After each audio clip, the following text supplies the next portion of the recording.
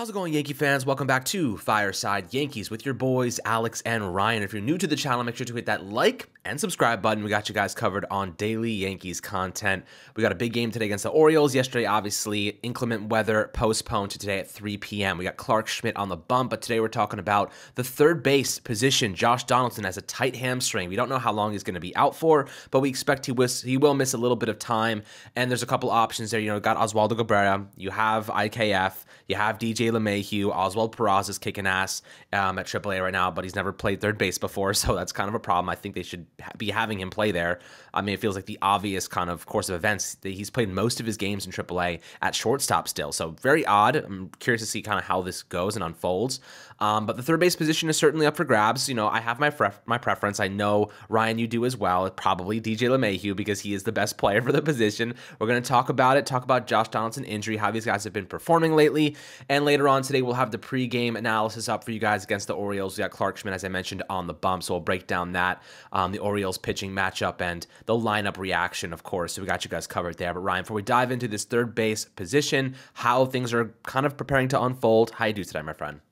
I'm doing great. The Yankees are in a position right now where, yes, they're banged up and these injuries are definitely mounting, but they figured out a way to kind of, steady the ship so far. Again, it's early on, so we're not going to draw conclusions, but, the big thing you were looking at was the starting pitching, and so far starting pitching has been pretty good. And now the Donaldson injury, not saying that injuries aren't bad, but, Donaldson hasn't necessarily been performing well, so maybe some time off could do him well, or maybe it gives the Yankees an opportunity to give different guys opportunities and kind of, mix and match a little bit there. You mentioned IKF, who's, we know is a Gold Glover or former Gold Glover at the position.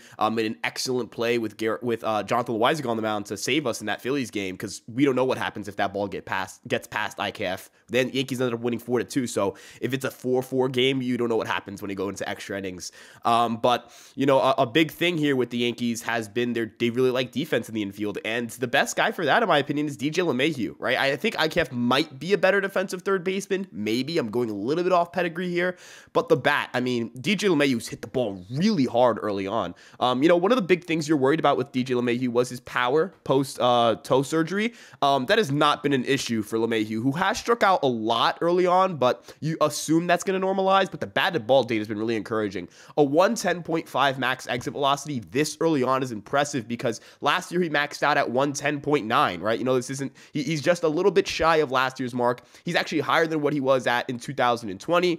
His hard hit rate's up. His barrel rate's up. His launch angle's up. Obviously, those things are going to kind of even themselves out like the K percentage will for his career norm. So like, you're not going to see him finish the year with a 20% barrel rate. Obviously, he's not Aaron Judge, but the bat has been really good early on. The power has been really good early on. You imagine once the contact skills kind of normalize, he's going to be able to put together a really strong season. Projections have him around a 115 to 120 WRC plus hitter. He already has +1 DRS and +1 OAA at third base. He's played 9 innings there. So the dude's just a machine defensively out there. He earns the nickname for a lot of reasons, but he's been an excellent player for the Yankees for a very long time, and quite frankly, the Yankees need him at the top of their lineup. So, not even just because of the Donaldson injury. I think we felt this way prior to the season as well. DJ LeMahieu should be this team's third baseman. He's the best option for them there. I like Cabrera, but I do like having Cabrera move around, and especially in the outfield right now. No reason to I don't want to dunk on Hicks, but no offense, I just don't want to see him play over Cabrera. I need Cabrera in the lineup. No disrespect to Franchi Cordero, but I like him only playing once every 3 days or 4 days. I don't want these guys in regular roles, so I think Cabrera in the outfield until Bader gets back is just the logical move. So for now, LeMahieu at third base just makes the most sense to me. Yeah, I mean, it's the obvious decision, right? DJ LeMahieu is one of our best players, and he's started the 2023 season on a hot note. It was a little bit slow. The first 2 games of the season was okay, he's still getting his feet under him, and now he's killing it. He's hitting 300 with a 364 OBP. Strikeout rate still at about 32%, walk rate 9.1%, but those numbers are definitely going to begin regressing, or rather decreasing, and, kind of looking like the normal DJ LeMahieu we're used to that hovers around a 14% strikeout rate and, 9-10 10% walk rate the last couple seasons. So, him in that leadoff spot is essential. He is such a good player. You really want him batting before Aaron Judge, and ultimately, he's going to be playing most days, but the Yankees do have to mitigate fatigue with him.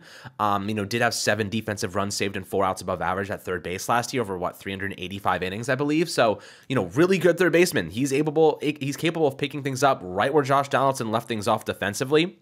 He had a couple of really nice plays the other day when he was playing third base. So you really love to see DJ LeMahieu as the obvious solution. In fact, if we're being honest right now, I'd rather him start over Donaldson when Donaldson's healthy. So, I think this is the easy transition. But let's talk about IKF.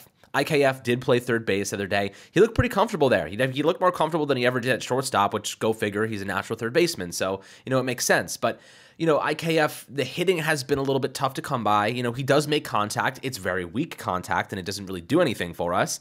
But he does get bat to ball, and eventually those things will transition and translate to hopefully contributing offensive production. So eventually you hope that IKF can start to pick things up offensively. He hasn't really done much. I don't even think, has he gotten on base yet? I don't even know if he has a hit. Yeah, okay, so he has 10 plate appearances, a 10% strikeout rate. He puts the ball in play like almost every at bat, but he hasn't been able to get on base yet or record a hit.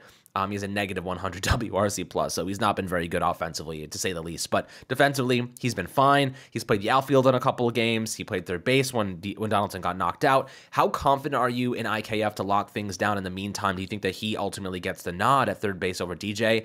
If so, why is the reason? I kind of feel like the Yankees would prefer to use IKF at third base and just keep using DJ as that rover utility piece, the way they've been kind of utilizing him to make sure that he gets that rest he needs. And IKF can just be the filler until Donaldson recovers. It's not my priority. It's not my preference. But I do think the Yankees do consider that as a strategy, and we may see that actually unfold today. But what do you think about IKF on the hot corner? And do you think we'll see him more so than DJ, even though it may not be our preference? Yeah, the way I view it is IKF should absolutely not be the starting third baseman over DJ LeMahieu. I don't want to sugarcoat this in a way that, because at the end of the day, I don't think IKF's a bad dude or anything like that. IKF has done a lot of things that I really appreciate, which is number one, trying to learn the outfield because there are outfield reps to be had. And there's a lot of struggles in the outfield, especially with Hicks. So I appreciate that, but I'm sorry, the Yankees need DJ LeMahieu in the lineup, right? I can't put it any simpler than that. I don't think I can put it any simpler than that. I don't think I can, I don't think there's, I'm a big stats guy, but I don't think I have to go into every single piece of data for me to sit here and say DJ LeMahieu hits better than IKF. I like IKF. I think he provides some speed and defense off the bench in a utility role, but not as a starter. We've seen the experiment before. It doesn't work. He's not a starting third baseman. Maybe he's a starting third baseman on a team that has 8 incredible offensive players, and you know what? They just want the defense at third base. Maybe that works for them, but the Yankees are not that team. They're not the 1927 Yankees. They do not have a murderer's row. They have some really talented players, but they need the offense, and they also need the leadoff presence. You don't have an alternative. You can say it's Gleyber Torres. That's the guy they've gone with when they don't have LeMahieu in the lineup. But I love Gleyber, but I want him in the middle of the lineup. I would prefer Gleyber Torres to come on, especially right now. I like Gleyber with Rizzo at first and Stanton at second or whatever it be. I want runners on for Gleyber Torres. You know what I mean? And LeMahieu right now, he's the guy who I trust the most to get on base. He's the guy I trust the most to make good swing decisions, and he's the best third baseman on the team, right? As you mentioned, even when Josh Donaldson is healthy, even in a year where Josh Donaldson has everything clicking for him, I think it's still possible that DJ LeMahieu outplays him. DJ LeMahieu is a really damn good baseball player. Before the toe injury, he had a 130 WRC plus, guys. I don't think people understand just how good this dude can be. If you're looking back since 2022, we have 130 games of sample size, a 119 WRC plus, a 350 OBP, a 3.2 F4, right? How many third basemen how many players in the Yankees are doing that? Not many, right? So get him in the lineup. I know that we're trying to, I know the Yankees are going to try to think about, what's the best solution, but I don't think they're going to have to think very hard. I think it's, hey, we have DJ LeMahieu and we don't have anyone else, right? We have IKF, we have Cabrera, but it's DJ LeMahieu, and put him in the damn lineup.